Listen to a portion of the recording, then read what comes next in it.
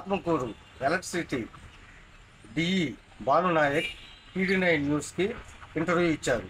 ఈ ఇంటర్వ్యూలో భాగంగా ఆయన మాట్లాడుతూ ఎందరో త్యాగమూర్తుల త్యాగ ఫలితమే మనకి ఈ స్వాతంత్ర దినోత్సవం అని, ఈ స్వాతంత్ర దినోత్సవాన్ని పురస్కరించుకొని మా డిపార్ట్మెంటు అధికారులకు, డిపార్ట్మెంటు సిబ్బందికి మరియు నాయకులకు, ప్రజలకు, రైతులకు నా హృదయపూర్వక స్వాతంత్ర దినోత్సవ శుభాకాంక్షలు తెలియజేస్తున్నాను అని ఆయన అన్నారు.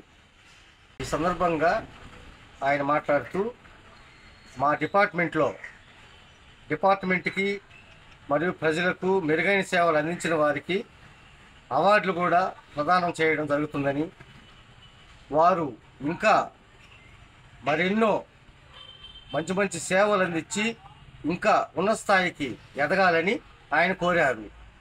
ఈ విధంగా ఆయన దేశభక్తిని చాటుకున్నారు. మనకు 1947 ఆగస్టు 15న మనకు స్వాతంత్రం వచ్చింది. అప్పటి నుంచి ఇప్పుడు దాకా మనకు 79 సంవత్సరాలు అయినందుకు ఘనంగా ఈ స్వాతంత్ర దినోత్సవ వేడుకలు జరుపుకుంటున్నాము.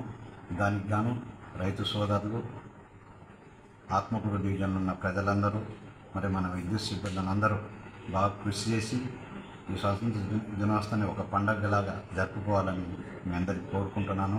అలాగే రాబోయే స్వాతంత్ర దినోత్సవానికి కూడా రైతులందరూ బాగా ఘనంగా పాడి పంటలతో బాగా సంతోషంగా ఉండాలని, అలాగే విద్యుత్ సిబ్బంది కూడా బాగా కృషి చేసి ఈ వ్యవస్థని డెవలప్మెంట్ చేయాలని ఈ స్వాతంత్ర దినోత్సవం సందర్భంగా మీ అందరికీ హృదయపూర్వక కృతజ్ఞతలు తెలియపరుస్తున్నాను.